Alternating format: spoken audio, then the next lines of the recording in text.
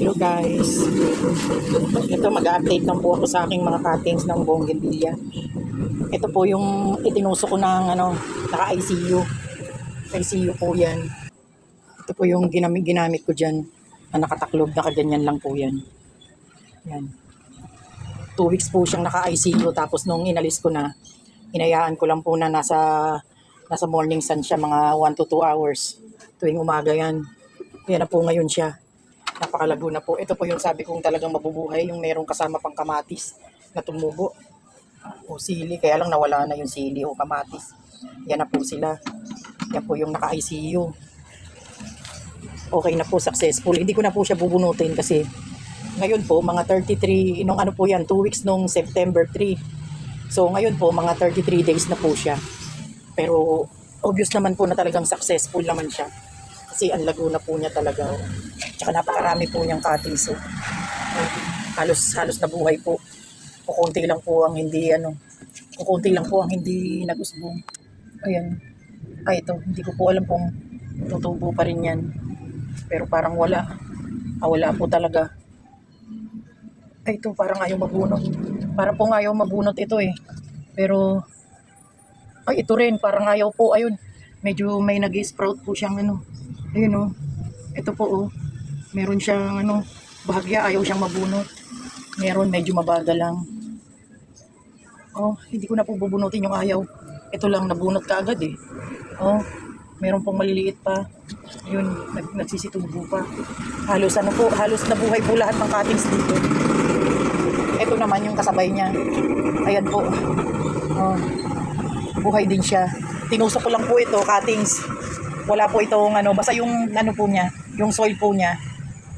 Nilagyan ko lang siya ng binudburan ko lang ng turmeric powder para iwas po yung mga sakit sa lupa.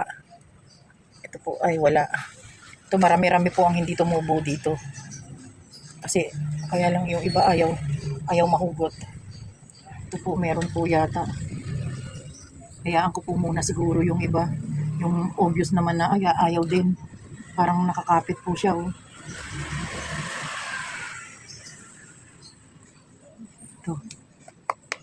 Ito wala po oh. Mga 33 days po ito. Ito mukhang wala din po kasi obvious na oh. Yung tangkay po niya parang na, patay na. Hayaan ko pa po. 33 days po yan. 33 days. Masasabi ko po successful sa ICU ko. Ayan. Tapos ito naman po yung nung nag 2 weeks po ito naman yung bagong cuttings na itinusok ko lang po pero binabad ko siya sa rooting hormone. Yung ipinakita ko po, yung 1 hour kong binabad sa ganito, nabili ko sa Lazada. Binabad ko lang siya sa ganyan ng 1 hour. Yung mo sa tubig. Tapos ito po, hindi po ito naka-ICU. Ito yung sabi ko po na hindi ko siya i-ICU kasi experiment ko nga po na hindi ko muna siya i-ICU, itusok ko lang. Ayan po yung nabuhay niya. 1. Ito wala. Medyo mahirap po ito. Parang nakakapit. Ito wala na po ito. 1, 2, 3, 4, 5, 6. 6 po yung may mga umusbong na leaves. Kasi yung iniwan ko naman po talaga na may mga leaves yan pero matutuyo naman po din talaga kapag ayan mga natuyo.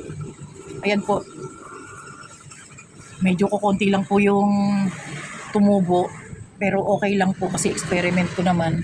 Pero binigyan naman po ako ng ito napakaikli kasi. Binigyan naman po ako ng 6, ayan. Nakalagay lang po yan dyan sa lilim. Siguro mga 1 oras lang po yan na sa umaga, mga 7 o 6. Basta yung lang po ng bagong sikat lang po ng araw. Hanggang doon lang po yung nakukuha niyang sa umaga, araw. Ayan po, successful naman pero hindi po siya lahat. Napakakunti lang nung 6 lang na cuttings yung nabuhay po niya. Pero dito po sa naka-ICU, ang dami po, lalo na dito. Dito po sa na to, napakarami niyang nabuhay. Oh. Ito po yung ordinary lang na na color yung bulaklak niya, yung pink or red. Parang dark pink. Dito po, medyo halo-halo na po ito eh. Hindi ko lang nga po alam ngayon kung alin yung dyan. Lalaman ko lang po ang kulay niyan kapag namulaklak na siya. Yan po, update lang po ito. Ito talagang successful po itong ano na to, ICU. ICU po ang ano ko dito. Kaya mas marami po akong napaparaming halaman sa ICU po talaga. Kahit po sa mga rubber tree ko, mga cuttings, sa ICU din po talaga ako nakakapagparami. Hindi ano, yung sa water po, kadalasan nagkakaroon naman po siya ng mga bagong ano, suloy na ugat. Pero yun nga lang, minsanan nalalagpasan yung pagkakaano niya sa tubig. Nabubulok din po paminsan, pero may mga nakakalusot naman po. So yun lang po. Update na lang po ako ulit dito. Pagka talagang kailangan ko na po silang i-transfer sa ano.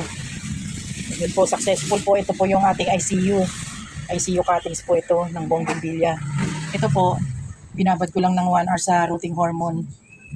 Yan po ang kinalabasan niya. Medyo kakaunti po lang binigay sa akin. Kaya kung ako po yung magtatanim talaga lagi, dito po ako sa ICU. ICU po, mas marami akong napapatubo. Ayan. Yun lang po. Thank you po for watching. God bless everyone.